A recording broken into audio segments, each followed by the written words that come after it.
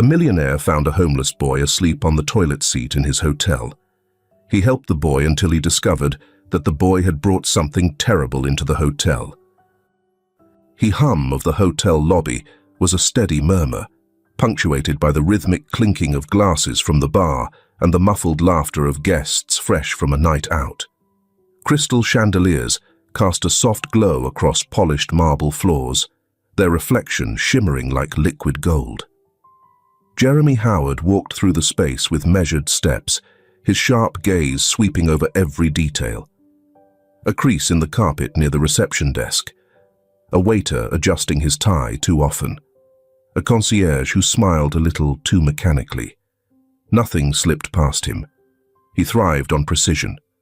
Every chair in his hotels had to be angled just so, every table set to perfection. His properties weren't just places to stay. They were symphonies of service, where each detail composed the melody of luxury. But something felt off tonight. He couldn't pinpoint what. His steps led him to the side hallway near the lobby, where a staff-only entrance led toward the kitchens, storage rooms, and the lesser-used restrooms. It was quieter here, the sounds of the lobby muffled. Jeremy rarely checked this area himself. His managers handled it. But tonight, something made him veer off his usual path. The restroom door swung open smoothly at his touch. The air inside was cooler, tinged with the scent of freshly mopped floors and faint traces of aftershave. His gaze flicked over the gleaming tiles, the row of sinks, the motionless stalls. Then he saw them. A pair of small, dirt-caked sneakers, the soles peeling at the edges, barely visible beneath the last stall door. Jeremy stopped. He wasn't the type to jump to conclusions, but instincts, sharpened over years of reading people and situations, told him this wasn't right. He took a step closer, the soft echo of his Italian leather shoes bouncing off the tiled walls. He knocked lightly. No response. Frowning, he pushed the door open. Curled up against the toilet, arms wrapped around himself as though bracing against a cold only he could feel, was a boy. A child, maybe 8 or 9, too small for his age, his frame almost swallowed by an oversized hoodie that had long since lost its color. His face was turned into the fabric of his sleeves, his breathing shallow, his knees drawn up tightly. Jeremy crouched, exhaling slowly. "Hey," he said, his voice low, even. The boy stirred, his entire body tensing in an instant. Dark eyes, sharp, wary, snapped open, darting toward the door like a cornered animal searching for escape. Jeremy raised a hand, palm open. "It's okay," he said. "You're not in trouble." The boy's breath quickened. His fingers twitched, gripping his sleeves tighter. He looked like he was calculating how fast he could run, how long before he'd be caught. Jeremy, who had negotiated billion-dollar deals and faced down corporate sharks, knew when words were useless. He didn't ask the boy why he was here. He didn't ask him to explain. He simply sat back on his heels, waiting. The boy didn't move. A long, silent minute passed. Then another. Jeremy finally exhaled and pulled his phone from his pocket, tapping out a message. A moment later, the door eased open, and a uniformed staff member stepped inside, carrying a neatly folded bundle of clothes. Behind her, a bellboy held a tray, warm soup, a sandwich, and a bottle of water. The boy's gaze flickered between them. His lips parted slightly as the scent of food reached him. Jeremy noticed. He took the tray from the bellboy and set it on the floor, just within reach, before leaning back against the tiled wall. "Eat," he said simply. The boy hesitated. Then, slowly, hesitantly, he reached out, his fingers closing around the sandwich. He didn't devour it. He took small, measured bites, chewing carefully, as if expecting it to be taken away. Jeremy said nothing. When the sandwich was gone, the boy took the water but didn't open it right away. He looked at Jeremy, his voice hoarse from disuse when he finally spoke. "Why?" Jeremy tilted his head. Why, what? Why are you helping me? The billionaire studied him for a moment. There were many answers he could give. He could say it was because he owned this hotel, and a child sleeping in its restroom was unacceptable. He could say it was because he had once been young and hungry too, though his past was a story locked behind walls few could breach. Instead, he said, "Because you need it." The boy looked at him for a long time, weighing the words as if testing their truth. Then, slowly, he unscrewed the water bottle cap and took a sip. Jeremy stood and held out the fresh clothes. "Let's get you cleaned up, then we'll figure things out." The boy didn't take them at first, but after another long pause, he reached out. His fingers brushed the fabric, hesitant, as if expecting some kind of trick. When none came, he took the clothes and clutched them to his chest. Jeremy nodded toward the sinks. "Go on, I'll wait." The boy's eyes flicked to the exit, then back to Jeremy. And then, cautiously, warily, he stood and walked toward the sink. Jeremy watched him in the mirror's reflection, watched as the boy turned on the faucet, cupped the water and let it run over his face. The grime softened, washing away in slow, uneven streaks. The boy met his own reflection, studied the sunken cheeks, the too thin arms, the unfamiliar sight of himself in a place he did not belong. Jeremy recognized that look. A lifetime ago, he had worn it too. Building hotels and running a service business taught him to be kind and gentle with everyone, even if they weren't customers. As the boy scrubbed his face with trembling fingers, Jeremy leaned against the counter and sent another text to his assistant. "Bring the car around. We're not leaving him here." The evening air was thick with the scent of rain, the streets still damp from an earlier drizzle. The glow of streetlights shimmered in puddles, distorting reflections of passing cars. Jeremy's hotel loomed in the background, its pristine facade untouched by the city's grittier edges. He walked at an unhurried pace, his strides measured, his thoughts sharper than usual. The boy followed a step behind, quiet but alert, his small frame barely making a sound against the pavement. Jeremy had seen this before, the wariness of someone accustomed to being chased away, to being invisible when necessary, and painfully noticed when it was least convenient. They reached the restaurant's entrance, its warm interior casting a welcoming glow against the cool night. Juan hesitated, his eyes flicking to the polished glass doors, then to Jeremy. Jeremy didn't rush him. He simply pulled the door open and walked inside, trusting the boy to follow. The dining room was modest compared to the luxury of Jeremy's hotel, but it had a certain charm. The low hum of conversation, the clinking of silverware, and the comforting aroma of grilled meat and freshly baked bread filled the air. Juan lingered at the threshold for a second too long, before slipping inside, shoulders tight. Jeremy led him to a booth in the farthest corner, where the lighting was dimmer and the space more private. Juan sat stiffly, his small hands resting on the edge of the table, as if bracing himself to be told to leave. A waitress approached, her notepad ready. "Something warm for the kid," Jeremy said, handing her the menu without looking at it. "And the special for me." Juan's fingers twitched. He didn't speak, but his eyes tracked every movement. How the waitress jotted down the order, how Jeremy leaned back against the booth, how the other patrons ate without a second thought. Minutes passed in silence. Juan's gaze flicked to the breadbasket the waitress had left on the table. "Go ahead," Jeremy said casually. The boy hesitated. Then, with careful fingers, he took a piece. He didn't eat it right away.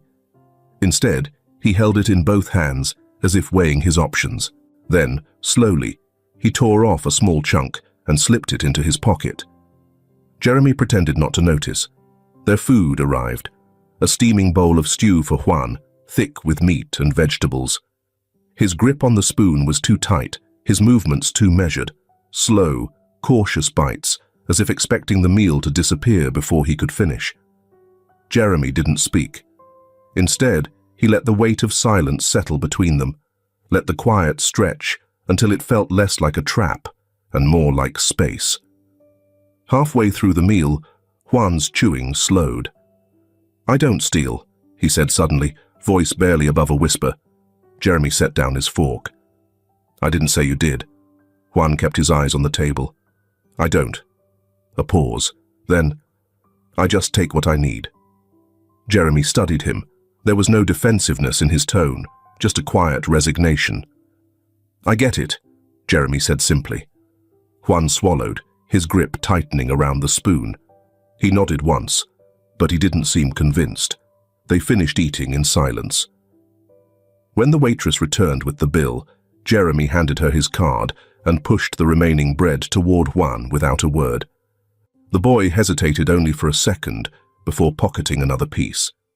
They stepped outside. The air was crisper now, the city quieter. Juan stood beside him on the sidewalk, his small hands buried in the sleeves of his too-big hoodie. He glanced up once, uncertain. Jeremy met his gaze. "You need a place to sleep," he said. "Come with me."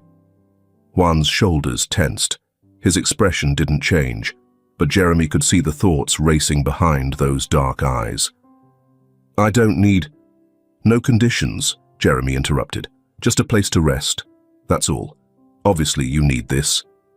Juan hesitated, shifting on his feet. Then, finally, he nodded. Jeremy didn't say anything else. He simply started walking, and this time, Juan followed without hesitation. The city blurred into streaks of amber and red as Jeremy's car slid through the quiet streets, the hum of the engine steady against the hush of the night. Raindrops clung to the windshield, catching the glow of passing headlights before sliding into oblivion. In the seat beside him, Juan sat rigid, his thin frame swallowed by the plush leather, hands tucked into the sleeves of his hoodie. Jeremy didn't speak. Neither did Juan. The silence stretched, but it wasn't uncomfortable. More like a fragile truce, an unspoken agreement that words weren't necessary just yet. When they pulled into the long, winding driveway, Juan's fingers curled tighter around his sleeves. The house, more estate than home, loomed ahead, its silhouette framed by manicured hedges and dim garden lights. The wrought iron gate had opened at the first scan of Jeremy's license plate, and now the car rolled to a smooth stop beneath the portico. The driver stepped out first, reaching for the door, but Jeremy lifted a hand, stopping him. Juan hadn't moved. He stared at the grand entrance, the massive double doors, the tall arched windows reflecting the night sky. Jeremy unbuckled his seatbelt and pushed open his door. "Come on," he said, voice even. Juan hesitated, then followed.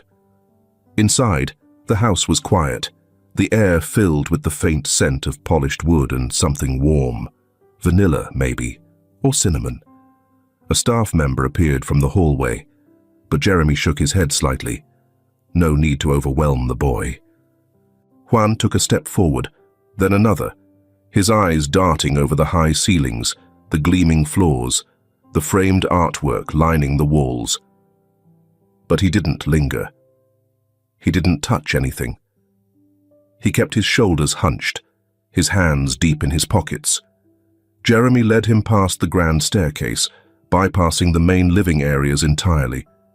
He had no intention of parading the kid through his home like a guest at a gala. Instead, he took him directly to a smaller, quieter wing, one that felt less intimidating, more livable. "This is your room," Jeremy said, pushing open a door. Juan stepped inside cautiously. The guest room was understated compared to the rest of the house.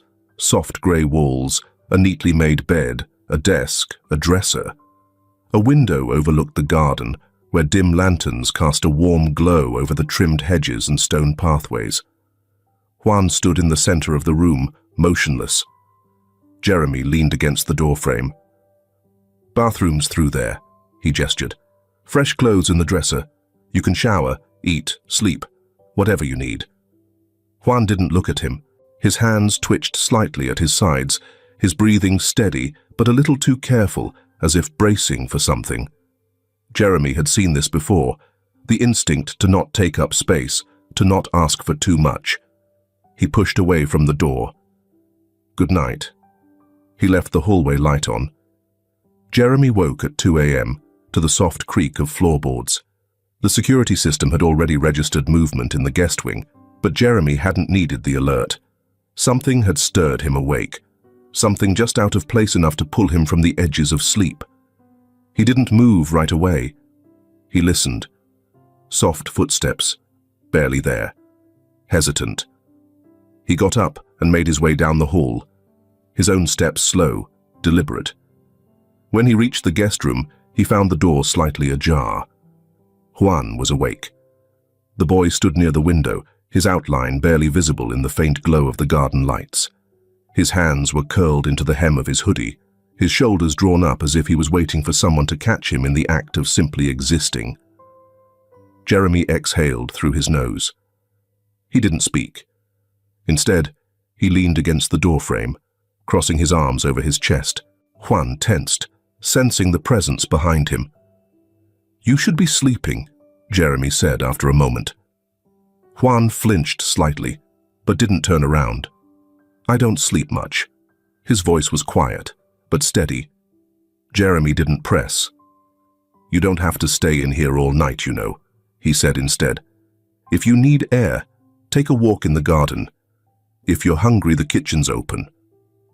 Juan was silent for a long time. Then, finally, "I'm not hungry." Jeremy nodded, even though the boy wasn't looking at him. "Okay," he said simply. He didn't tell Juan to go back to bed. He didn't tell him what to do. He just stood there for a moment longer, then turned and walked away, leaving the door slightly open behind him. Morning came slow and grey, the sky overcast, the air damp from lingering rain. Jeremy was already at the kitchen table when Juan finally appeared, his movements quiet, but no longer as hesitant. The boy stopped at the threshold, his gaze flicking toward the food laid out on the counter. Fresh toast, eggs, fruit, coffee for Jeremy, juice for him. Jeremy didn't look up from the newspaper he was scanning. "Help yourself," he said casually. Juan lingered. Then, slowly, he made his way to the table. He poured himself a glass of juice, took a slice of toast, and sat. They ate in silence. After a few minutes, Jeremy set his newspaper down. "You ever watch football?" Juan blinked at him. The question had come out of nowhere, unexpected, with no deeper meaning attached to it. "Sometimes," the boy answered. Jeremy nodded. "Chicago Bears fan." Juan wrinkled his nose. "No." Jeremy smirked slightly. "Good." A small pause. Then, "I like the Cowboys," Juan muttered, almost like a confession. Jeremy raised an eyebrow but didn't comment. Instead, he took a sip of his coffee. "They've got a decent lineup this season." Juan shrugged, chewing his toast. The conversation ended there, but something had shifted, barely noticeable, like the first ripple across still water. Later that afternoon, Jeremy found Juan by the koi pond. The boy was crouched near the edge, watching the fish move lazily through the water, his expression unreadable. The garden was quiet, the scent of damp earth and blooming jasmine hanging in the air. Jeremy didn't say anything right away. He stood a few steps away, observing. "You like them?" he asked eventually. Juan nodded. "They say koi fish can swim upstream against the current," Jeremy mused. "That's why they symbolize resilience." Juan glanced at him, eyes thoughtful. "Do they ever stop swimming?" Jeremy tilted his head. "Number. If they stop, they sink." Juan looked back at the water. His fingers twitched slightly against the fabric of his hoodie. Jeremy let the silence linger. Some things didn't need to be said out loud. The city was beginning to stir as Jeremy pulled up in front of the hotel. The early morning haze still clung to the streets, the distant hum of traffic breaking through the stillness. He stepped out of the car, stretching slightly as he glanced over at Juan, who lingered by the entrance.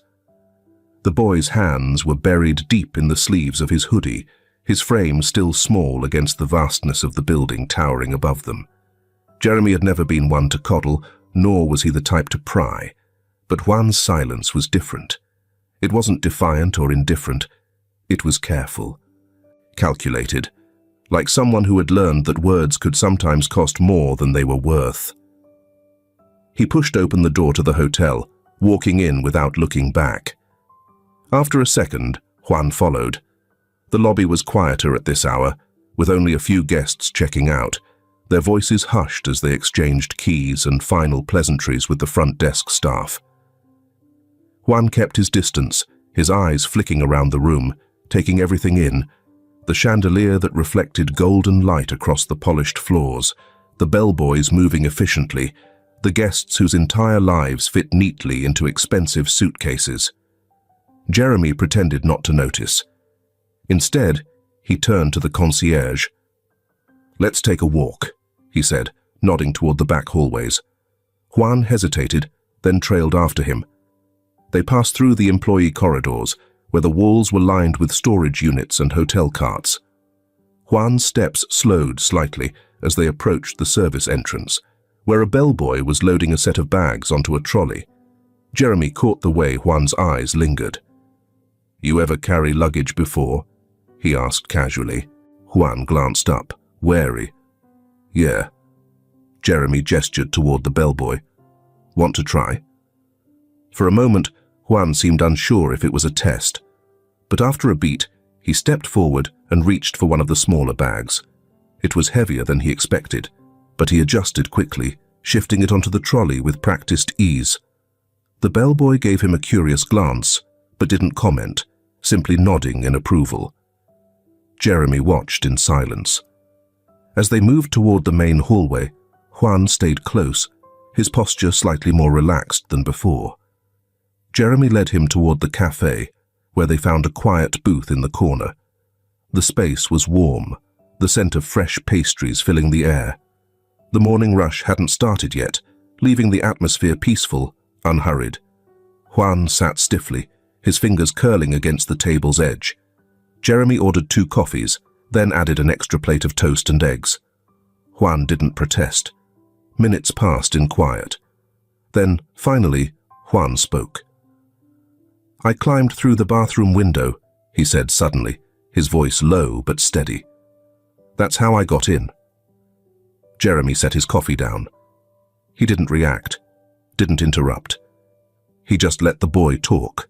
"I wasn't planning to stay long. Just wanted to find something to eat," Juan continued, his eyes fixed on the table.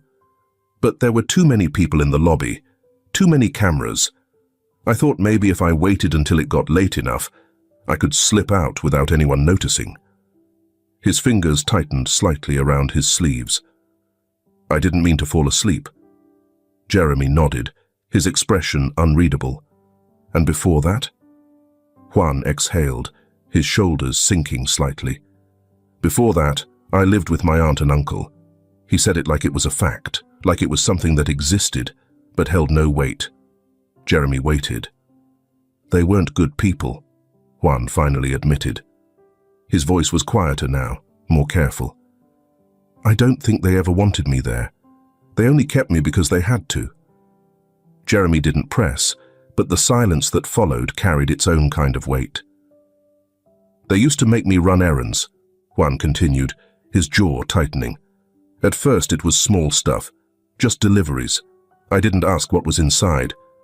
But after a while I started noticing things." His hands curled into fists. "I think they were dealing drugs.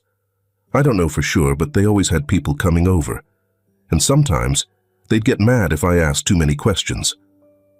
Jeremy watched the boy's expression shift, his voice remaining calm, but his body betraying the tension underneath. "One night, Tyler hit me," Juan said, so quietly it was almost an afterthought.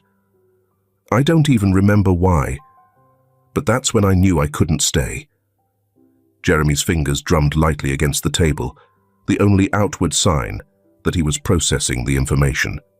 "You ran," he said. Juan nodded. "I waited until they were asleep. Took some cash I found in the kitchen and left." His lips pressed together. "I didn't have anywhere to go." Jeremy let the silence stretch between them. Then, finally, he spoke. "You did the right thing." Juan's gaze flicked up, searching his face for any sign of doubt or judgment. But Jeremy's expression was steady, unwavering. "I don't know what happens next," Juan admitted after a long pause. Jeremy leaned back in his chair. "We figure that out when we get there." Juan didn't respond right away, but something in his posture shifted, just slightly, but enough for Jeremy to notice. They finished breakfast in silence. That evening, they sat outside in the garden, the sky painted in fading shades of amber and violet.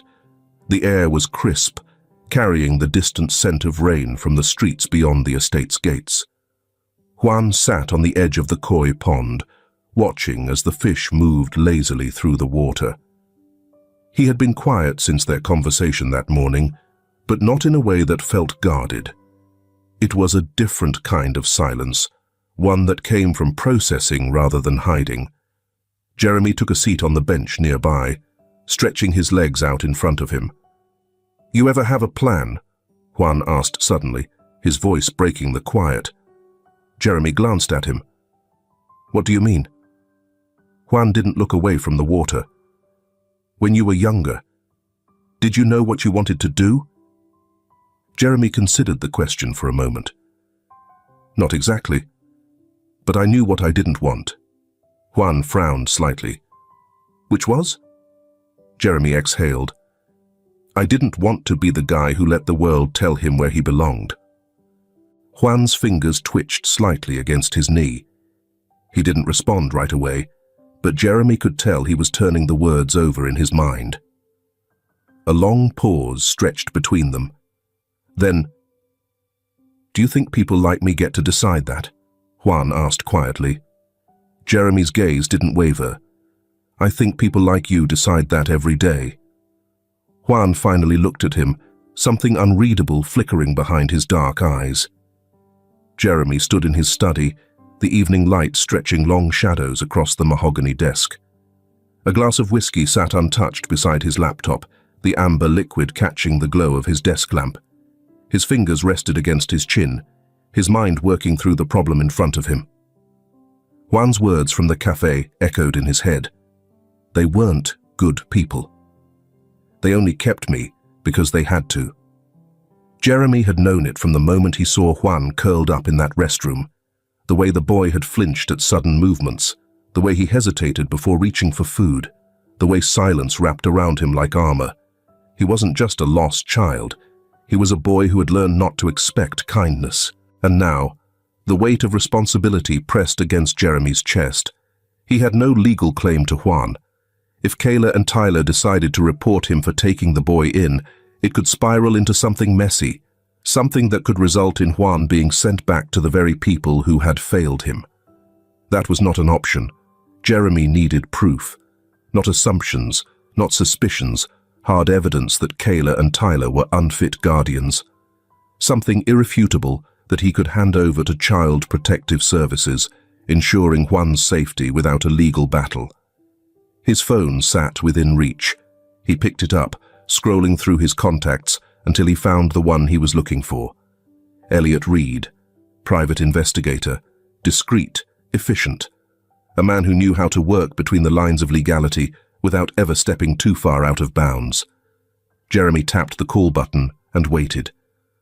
"Jeremy," Elliot's voice came through, sharp as ever. "It's been a while." "I need you to look into someone," Jeremy said without preamble. "Kayla and Tyler Morgan. They have custody of a child, Juan."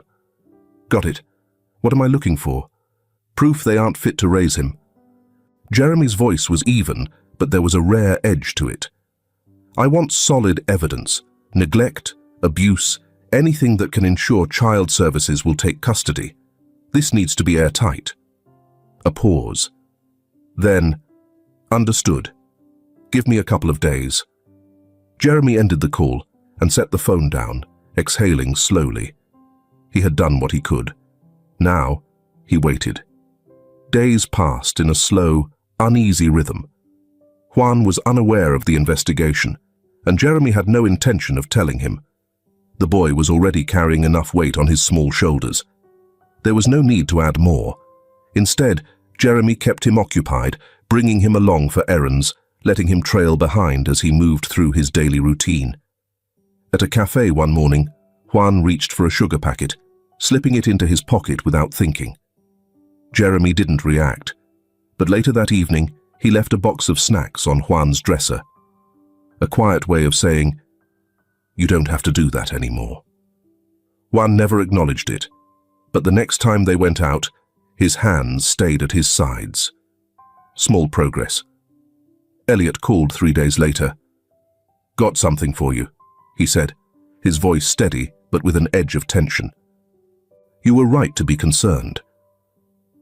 Jeremy didn't ask questions over the phone. He simply told Elliot to meet him at his office. "Leave a comment, yogurt, if you're hearing this important detail."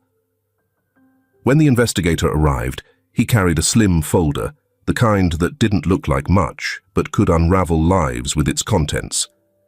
"You wanted proof." Elliot slid the folder across the desk. "This is more than enough." Jeremy opened it. Inside were surveillance photos, Kayla and Tyler in darkened alleyways, exchanging packages with men whose faces were half hidden beneath the glow of streetlights. Financial records show deposits of cash in irregular amounts, with no employment to justify the income. And the worst of it, photos of Juan, caught in the periphery, carrying small envelopes, his face turned away, unaware of what he was delivering. Jeremy's grip on the folder tightened. "They used him," he said, his voice even. Elliot nodded. "And not just him. Looks like they've been dealing for a while, and some of their clients." He tapped one of the photos. "Frequent your hotel." Jeremy's eyes flicked over the images. Some of the men he recognized, not just as patrons, but as VIP guests, men who came with money, with influence, the kind who booked entire floors for their private affairs. His stomach curled in disgust. If drugs were being moved through his property, even unknowingly, the consequences could be catastrophic. But first, he had to deal with Juan's situation. "Is this enough to make sure Juan never goes back to them?" Jeremy asked. Elliot exhaled. This will make sure they never see a kid again, period." Jeremy nodded once. "Send it to CPS. I'll handle the rest." That evening, Jeremy returned home late. He found Juan in the living room, curled up in an armchair, with a book resting on his lap. The boy didn't acknowledge him at first, but his eyes flickered toward him, cautious. Jeremy walked past him, setting his briefcase down. "Dinner's in the kitchen if you're hungry." Juan hesitated, then nodded. Jeremy studied him from the corner of his eye. Something about Juan's posture was different, more watchful. The kid had good instincts. "You okay?" Jeremy asked casually. Juan shrugged.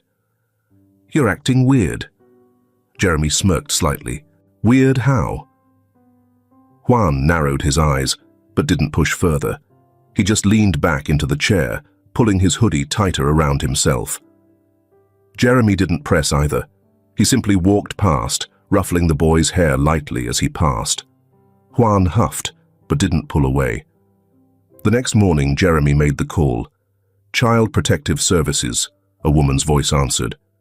Jeremy leaned back in his chair, his grip firm around his pen. "I have information regarding the welfare of a minor under the custody of Kayla and Tyler Morgan," he said. "I'd like to submit a report." And just like that, the first step was in motion. The conference room buzzed with tension, the kind that hung in the air like a storm waiting to break. The hotel's top executives, managers, and security heads sat around the long mahogany table, their faces reflecting a mix of concern and unease. Jeremy stood at the head of the table, his presence commanding as he placed his palms flat against the surface. "Effective immediately, I want a full review of all high-profile guests," he said, his voice low but firm. "Every booking, every request, every unusual expense flagged for further investigation. If drugs are moving through my hotel, I want to know about it." A murmur of agreement rippled through the room, but before anyone could speak, The door burst open. A breathless hotel staff member rushed inside, her face pale with panic. "Sir," she gasped, her voice trembling. "There's an emergency in suite 1902. One of our guests, he's unresponsive." Jeremy's stomach clenched. "Who?" "Mr. Green," she whispered. "The son of—" Jeremy didn't wait for her to finish. He was already moving. The elevator ride felt agonizingly slow. The moment the doors opened, Jeremy stepped out, striding down the hallway with purpose. 2 security personnel flanked him, their radios crackling with updates from the medical team already inside. As soon as he entered the suite, the metallic scent of antiseptic and panic filled his lungs. A paramedic knelt beside the unconscious heir of the Green family, checking his vitals while another prepared a stretcher. His skin was ashen, his breathing shallow. Jeremy's eyes swept the room. The signs were unmistakable: an overturned glass, a small plastic bag crumpled near the edge of the nightstand. His jaw tightened. He turned to one of his security heads. Was he alone when he checked in? The man hesitated. There were guests earlier in the evening, but they left before midnight. No signs of forced entry. "Have the security tapes pulled," Jeremy ordered. "I want to know who was in and out of this room in the last 24 hours. As the paramedics loaded the heir onto the stretcher, Jeremy stepped aside, watching as they wheeled him out. The moment the door shut behind them, he exhaled slowly, pressing a hand to his forehead. The problem was no longer hypothetical. Drugs were inside his hotel, and they had nearly killed someone. By the time Jeremy returned to his office, it was well past midnight. The city stretched beyond the window, alive with distant lights, oblivious to the battle unfolding behind closed doors. Juan sat in one of the chairs across from his desk, his small figure hunched, his fingers idly tracing patterns along the armrest. He didn't look up when Jeremy walked in. "You heard," Jeremy said, closing the door behind him. Juan nodded, his posture tightening. "It was them, wasn't it?" Jeremy sat down, exhaling slowly. He didn't ask who them meant. He already knew. "I don't know yet," he admitted, "but I intend to find out." Juan's lips pressed together, his fingers curling into the fabric of his hoodie. "It was the same," he said finally. "The way they acted, the way they passed things off like they didn't matter. It's the same as before." Jeremy watched him carefully. Juan had gone pale the moment the news of the overdose broke. Now, as he sat across from him, the weight of old memories was written all over his face. "I didn't know," Juan murmured. "I didn't know what I was carrying." Jeremy leaned forward, resting his elbows on his desk. "I know that, Juan." The boy swallowed hard. "But I helped them." Jeremy's voice was steady, without knowing. Juan looked down, his shoulders drawing inward. For a long moment, neither of them spoke. The only sound was the distant hum of the city beyond the windows. Then Jeremy reached across the desk and flicked a coin between his fingers. The soft clink of metal against wood broke the silence. "Every choice we make leads somewhere," he said. "Sometimes we don't realize where until it's too late. But that doesn't mean we don't get to decide what happens next." Juan glanced up, wary but listening. "You made a choice when you ran," Jeremy continued. "That was the first step. Now you get to decide what comes after." Juan hesitated. Then finally he nodded. Jeremy leaned back. "I'm handling this. You don't need to carry it." Juan swallowed but didn't argue. For now, that was enough. The next morning, Jeremy stood in the security room, watching the footage from the previous night. The video showed Green's suite door opening at various points throughout the evening. Some faces were familiar: guests, hotel staff. Others weren't. Then, at 10:45 p.m., a figure entered. A woman, dressed in an expensive coat, her posture confident, as if she belonged there. She handed something off, quick, discreet, a package. Jeremy's stomach twisted. He turned to his head of security. "Find her." That afternoon, he sat in a boardroom with the hotel's legal team, going over protocols, media strategies, and the potential fallout of the situation. His mind, however, was elsewhere. If this was connected to Kayla and Tyler, then Juan wasn't just a victim of circumstance. He had been caught in the middle of something bigger, something that had infiltrated Jeremy's own business without him realizing. He clenched his fists. This wasn't just about protecting Juan anymore. It was about stopping something before it could spread. Later that night, as Jeremy pulled into the driveway, Juan was waiting on the porch steps. His expression was unreadable, but his fingers tapped anxiously against his knee. Jeremy stepped out of the car and walked over. "You should be inside." Juan shook his head. "I can't." Jeremy sighed, taking a seat beside him. The cool night air wrapped around them, the distant sounds of the city a low hum in the background. "You were right," Jeremy admitted. "It's bigger than I thought." Juan stared at the ground. "What are you going to do?" Jeremy exhaled. "Find out who's behind it, and then shut it down." Juan was silent for a long time. Then, finally, he said, "Can I help?" Jeremy glanced at him. The kid was smart, too smart. He knew more than he let on, and deep down, Jeremy knew that Juan wouldn't be content just sitting on the sidelines. Still. "This isn't your problem to fix," Jeremy said evenly. Juan didn't argue, but his jaw tightened.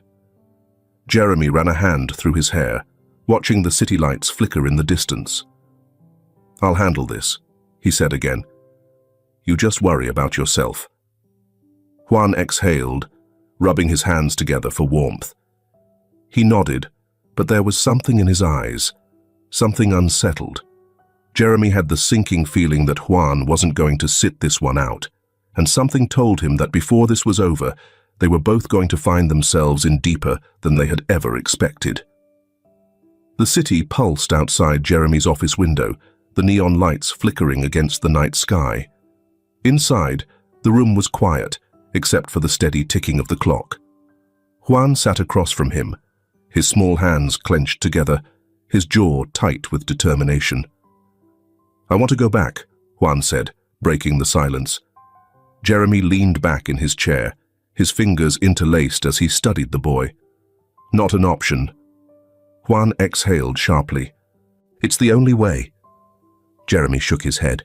"You don't need to do this. I've already handed over evidence to CPS. The police will deal with them soon. They're not in jail yet." Juan's voice was firm, sharper than before. "They're still out there, still doing the same things. If I go back, I can find out what they're planning. I can help." Jeremy exhaled through his nose, forcing himself to stay calm. The kid was smart, too smart. But this was dangerous. "You think they won't be suspicious?" he asked. "They won't," Juan said, his expression unreadable. "I know how to act. I know what they expect." Jeremy's gut twisted. The fact that Juan knew how to manipulate the situation, how to slip back into that world so seamlessly, made his stomach churn. "Why do you really want to do this?" Jeremy asked, his voice quieter now. Juan looked at him then, his dark eyes steady. "Because I need to end this too." Jeremy sighed, running a hand through his hair. He wanted to say no. Everything in him screamed to keep the kid out of it. But Juan wasn't asking for permission. He was making a choice. And Jeremy knew deep down that if he didn't let him do this, the kid would find a way to do it alone. "Fine," Jeremy said finally, his voice laced with reluctance. "But we do this my way. If anything seems off, I'm pulling you out. No arguments." Juan nodded, but Jeremy wasn't convinced he'd actually listen. 2 nights later, Juan stood outside the rundown house where he had once lived. The place hadn't changed. The paint was still peeling, the porch light flickered weakly, and the air smelled of cigarettes and stale beer. His heartbeat pounded in his ears as he lifted his fist and knocked. A moment later, the door swung open. Kayla stood there, her face twisting in surprise, before it shifted into something darker, calculating. Well, well, she drawled. Look who finally came crawling back. Juan forced himself to shrug, to keep his expression neutral. Didn't have anywhere else to go. Kayla smirked, stepping aside to let him in. You finally got some sense in that thick skull of yours. The moment he stepped inside, the familiar stench of cheap liquor and sweat hit him. The air felt thick, suffocating. Tyler was sitting on the couch, a beer in one hand, his boots propped up on the coffee table. He barely glanced up. Took you long enough. Juan swallowed down his disgust. I was scared, he muttered.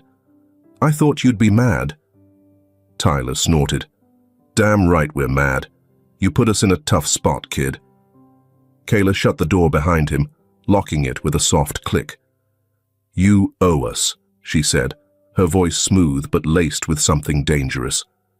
And now you're going to make it up to us. Juan forced himself to nod. Yeah. Whatever you need. Kayla's lips curled.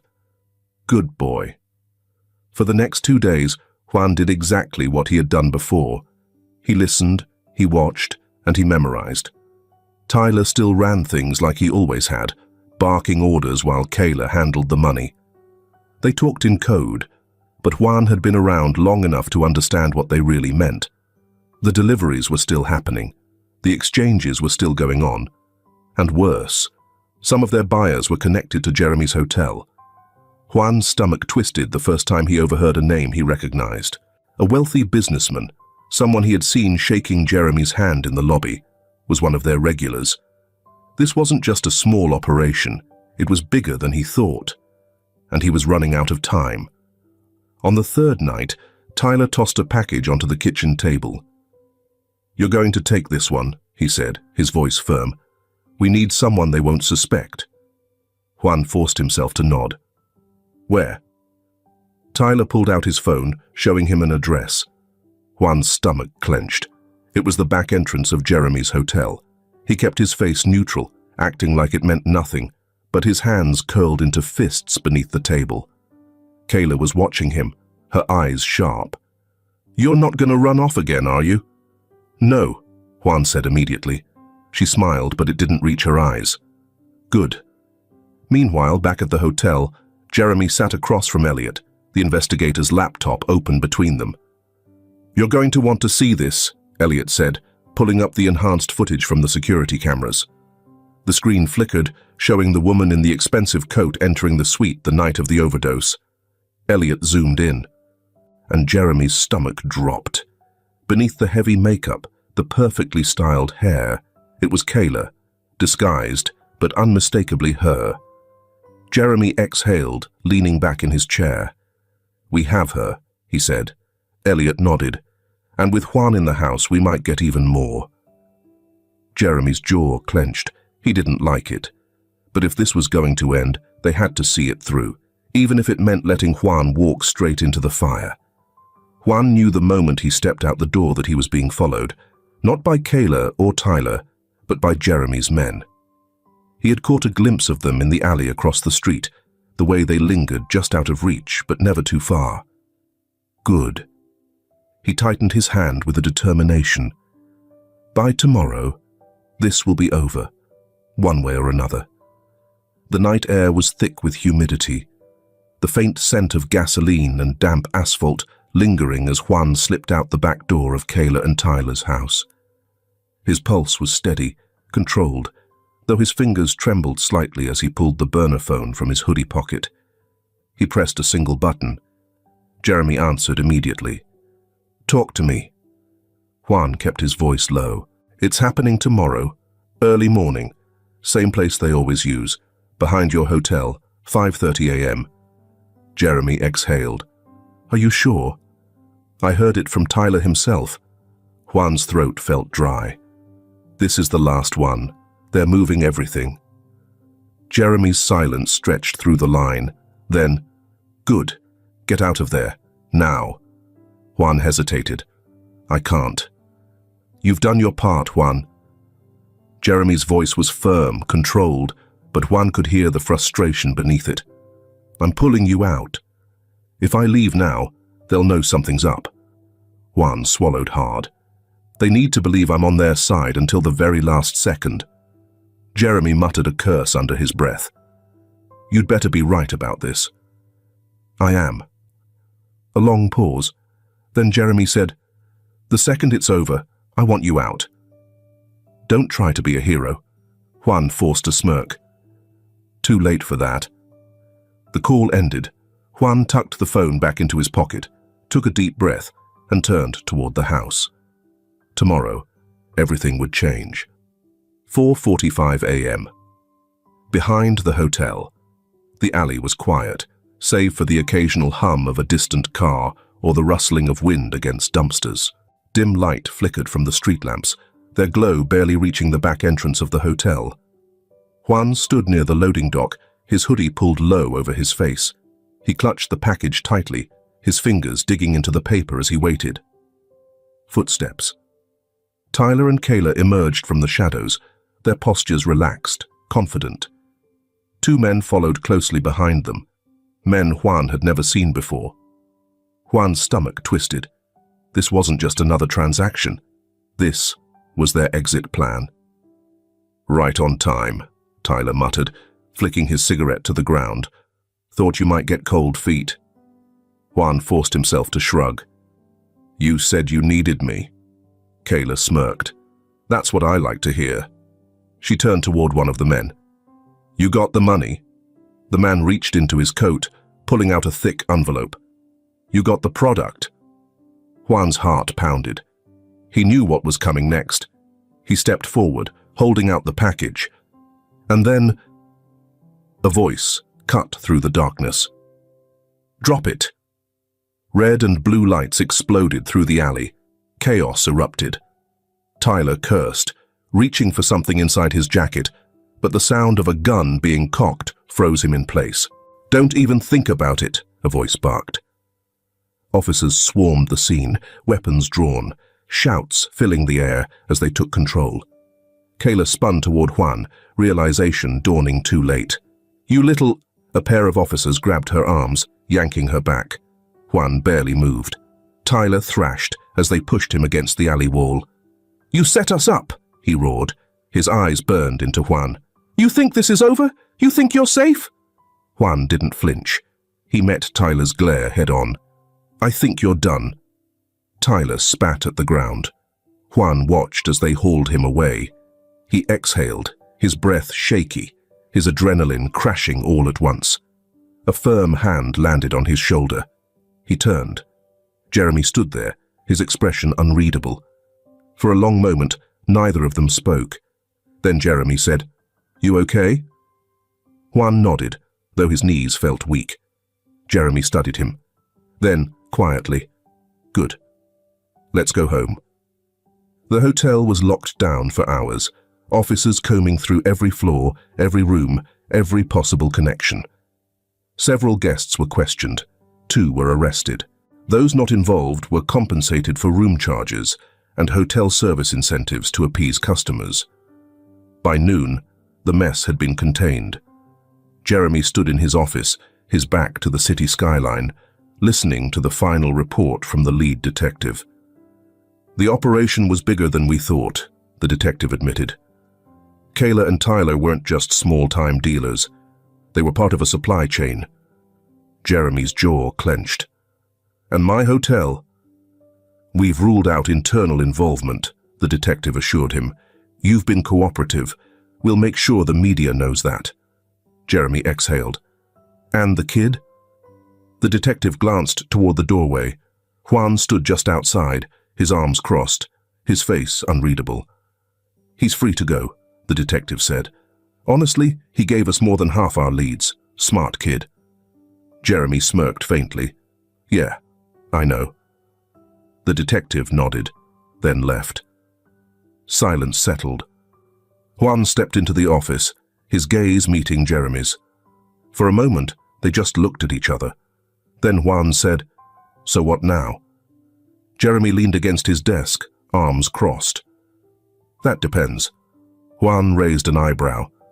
On? Jeremy's smirk deepened. You still want to work here? Juan blinked. Then, despite everything, a small, tired smile crossed his face. "I think I'd be pretty good at it." Jeremy chuckled, shaking his head. "Yeah, I think so too." For the first time in a long time, Juan felt something he hadn't felt before. Safe. The courtroom was silent, except for the quiet shuffle of papers and the low murmur of attorneys preparing their cases. The walls were tall, imposing, lined with oak paneling that seemed to swallow sound. The air smelled of coffee and old books, a stark contrast to the weight of the trial unfolding inside. Juan sat at the witness stand, his small hands resting on the polished wooden surface. His chest felt tight, but he forced himself to sit up straight. Across the room, Kayla and Tyler sat behind the defense table, their faces unreadable. But Juan knew better than to mistake their silence for remorse. He took a slow breath. He had practiced this, with Jeremy, with the court-appointed attorney. But now that he was here, the words felt heavier. The prosecutor stepped forward. "Juan, can you tell the court how you came to live with the defendants, Kayla and Tyler Morgan?" Juan's fingers twitched against the wood. He kept his eyes forward. "They took me in after my parents died." "And how were you treated in their care?" Juan swallowed. "Badly. Can you clarify?" Juan hesitated. He didn't want to relive it, didn't want to pull those memories back into focus. But he had come this far. He couldn't stop now. They hit me," he said finally. "Mostly Tyler. He got angry a lot. Sometimes he'd make me deliver things for him. Packages. I didn't know what was inside at first." The courtroom was still. The prosecutor nodded. "And when you did find out?" Juan's jaw clenched. "I ran. And I met Jeremy. We accidentally discovered the truth." "Because you feared for your safety?" Juan met her gaze. "Because I didn't want to be like them." The prosecutor gave him a small, reassuring nod.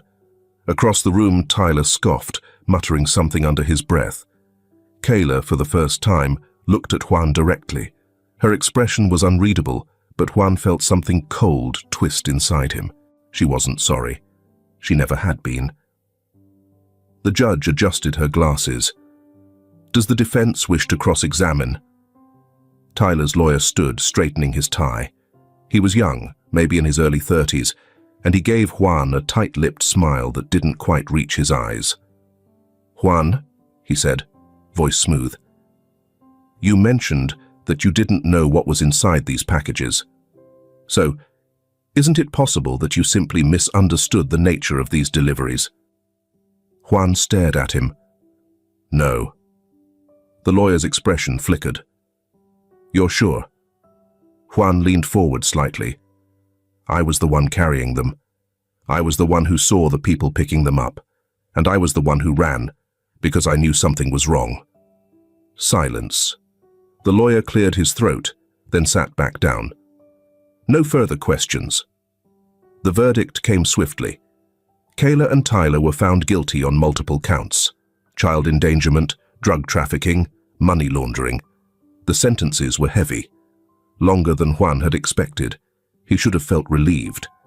Instead, as he sat outside the courthouse steps, staring at the passing cars, he just felt tired. Jeremy sat beside him, silent for a long while. Finally, he said, "You did good in there." Juan shrugged. "They're gone now." "They are." Juan let out a slow breath. "So why doesn't it feel like enough?" Jeremy leaned back, resting his elbows on the steps. "Because closure isn't simple. It's not just about them getting what they deserve. It's about you figuring out what comes next." Juan nodded absently. He didn't know what that meant yet, but he wanted to. Jeremy didn't waste time. Within days of the trial, new security policies were rolled out across all his hotels. Background checks were tightened. Staff was retrained on how to spot illicit activities. Guest lists were scrutinized with sharper eyes. He refused to let something like this happen again, not under his watch. Juan watched the changes unfold from the sidelines. One afternoon, He wandered into the security office, watching as new surveillance protocols were tested. One of the managers noticed him lingering and motioned him over. "Curious?" the man asked. Juan hesitated, then nodded. The manager smirked. "Come on then. I'll show you how we keep this place clean." Juan followed, listening intently as the man walked him through the system. How they monitored movement. How they flagged unusual activity. For the first time in weeks, Juan felt like he was part of something. Not just a kid trying to survive, but someone with a purpose. Later that evening, Jeremy found Juan on the rooftop terrace, staring out over the city. The lights flickered like stars, stretching endlessly into the horizon. Jeremy leaned against the railing. "Long day?" Juan shrugged. "Not bad." Jeremy glanced at him. "You're thinking about something." Juan was quiet for a moment. Then he said, "What happens now?" Jeremy studied him. "To you?" Juan nodded. Jeremy exhaled. "That depends." Juan turned to face him fully. "On what?" Jeremy's smirk was faint. "On what you decide." For a long time, Juan had only ever been given orders, told where to go, what to do, who to be. Now, for the first time, the choice was his. And for the first time, he wasn't afraid of it. The courtroom was smaller than before, less daunting but just as significant. Instead of cold glares and accusations, today there was warmth, hope. Jeremy sat beside Juan at the polished wooden table, his hands folded in front of him as the judge skimmed through the documents. The silence stretched, filled only by the distant hum of city traffic filtering through the thick windows. Juan's fingers curled into the fabric of his hoodie. He had been here before, in rooms where his fate was decided without his voice ever being heard. But today was different. Today, he wasn't being handed off. He was being chosen. The judge finally looked up, adjusting her glasses. She was an older woman, her expression stern but not unkind. "Mr. Howard," she began, her voice steady, "you understand the responsibilities you're undertaking by filing for the legal adoption of Juan Morgan?" Jeremy nodded once. "I do." "You are prepared to provide him with a stable home, education, and any necessary support for his future?" "Absolutely." The judge turned her gaze to Juan. "And you, Juan, do you understand what this means?" Juan swallowed, nodding. "Yes, ma'am." She softened slightly. "This is your choice." He glanced at Jeremy, who met his gaze without hesitation. "It's what I want," Juan said, his voice steady. A pause. Then the judge picked up her pen, signing her name at the bottom of the document. "Then it's done." The gavel came down with a decisive thud. Juan was no longer alone. The house felt different now. It wasn't just a place he was staying. It was home. Boxes of school supplies sat stacked on his desk, a backpack leaning against the chair. In his closet, instead of mismatched second-hand clothes, there were neatly folded shirts and jeans that actually fit. For the first time in his life, Juan had something permanent. Something that was his. The first day of school. Jeremy had insisted on dropping him off himself. Juan wasn't thrilled about it. "You don't have to walk me in," he muttered, shifting his backpack higher on his shoulder as they pulled up to the school gates. Jeremy smirked. "You embarrassed already?" Juan rolled his eyes. "I'm not 6. Jeremy chuckled but didn't push. "All right, go on then. I'll pick you up at 3. Juan hesitated, then nodded, stepping out of the car. He had expected the stares, the whispers. New kid. But he kept his head down and walked inside. By lunch, he had learned 2 things. 1. School was harder than he remembered. 2. He wasn't used to this. Sitting in a room with other kids, raising his hand, having to ask for permission to speak. By the end of the day, his head ached. When Jeremy pulled up to the curb, Juan slid into the passenger seat, letting out a long breath. "How was it?" Jeremy asked. Juan shrugged. "Weird." Jeremy smirked. Weird good or weird bad? I don't know yet. Jeremy nodded, as if that answer was good enough. Homework. A few days later, Juan sat at the kitchen table, frowning at his math book. The numbers blurred together, refusing to make sense. Jeremy leaned against the counter, sipping his coffee. Need help? No. A pause. Yeah. Jeremy smirked, pulling out a chair. All right, let's see what you got. Juan hesitated before sliding the book toward him. Jeremy scanned the page, tapping a finger against the table. Okay, let's break this down. They worked through the problems slowly, Juan still hesitant, but listening. At some point, Jeremy realized he was enjoying it, helping, teaching, being someone to this kid. D.A.D. It slipped out one evening. They were in the living room, watching a documentary Jeremy had picked. Juan had been half listening, half dozing off, curled into the corner of the couch. Jeremy reached for the remote. You want to watch something else? Juan mumbled. Nah, it's fine, Dad. Jeremy froze. Juan blinked, suddenly wide awake. A thick silence filled the space between them. He looked at Jeremy, his expression caught between panic and realization. I mean, Jeremy didn't let him backtrack. He just gave a small, slow nod. Okay, he said, like it was the most natural thing in the world. Juan swallowed, then nodded back. Neither of them said anything else. They didn't need to. The morning air carried the scent of fresh coffee and sun-warmed pavement as Juan stepped into the hotel lobby. The towering glass windows let in golden streaks of sunlight, casting long reflections against the polished floors. The place was alive with the quiet murmur of early guests, the rhythmic clicking of heels, and the crisp voices of receptionists handling morning check-ins. Juan adjusted his uniform, black slacks, a crisp white shirt, and a neatly pinned name tag that simply read, Juan. No last name, no title. He wanted it that way. This summer, he wasn't here as Jeremy Howard's adopted son. He was just another employee, and that was exactly what he wanted. His first task was at the entrance, greeting guests as they arrived. Welcome to the Howard Grand, he said, standing beside the doorman. Can I help with your luggage? Most guests responded with polite nods, some murmuring a distracted thank you. Others barely glanced at him, their attention fixed on their phones. He didn't mind. Then, a middle-aged man with an expensive suit and an impatient expression stepped out of a black town car.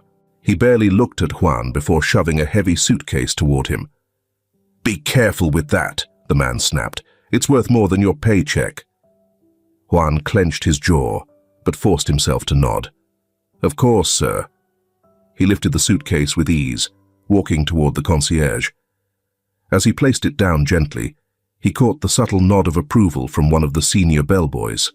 Respect wasn't handed out. It had to be earned. He understood that better than most.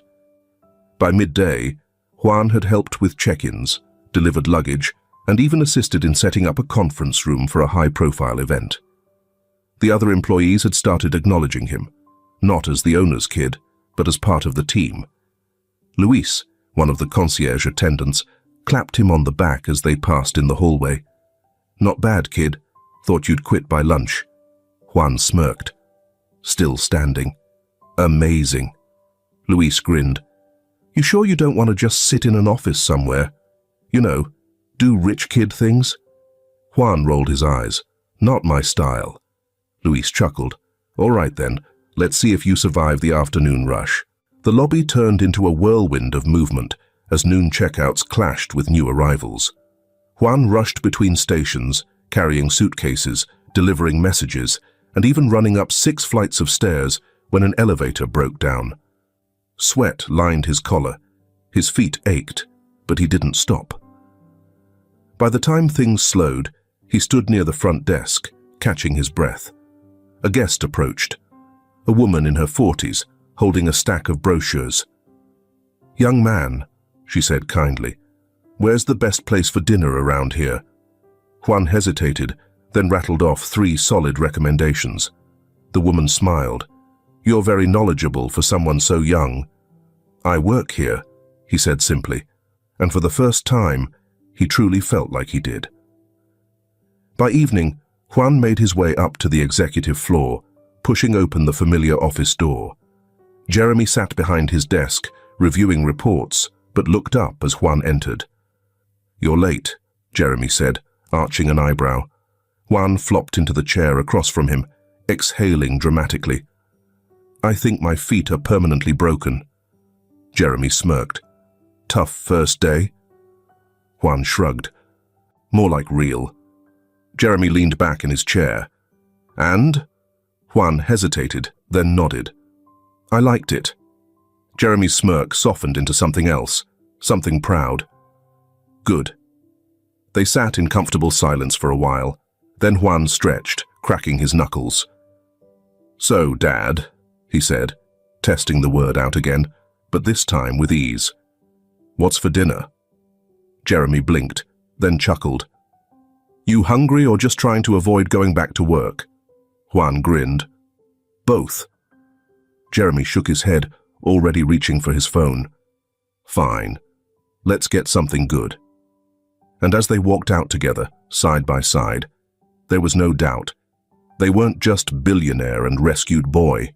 They were father and son. And that was all that mattered. If this film touches your heart, leave your mark with a like. And don't forget to subscribe to our channel to explore more meaningful stories with us. And if you enjoyed this story, please share it with your friends on WhatsApp. And now, share your feelings with us and tell us your own stories. Every word you share is a building block that helps create our strong and enduring community. Together, we'll create a warm space where everyone can share and connect. Finally, don't miss the incredible stories coming your way soon. We're always here to bring you the best selections, full of deep values, yet entertaining. See you there.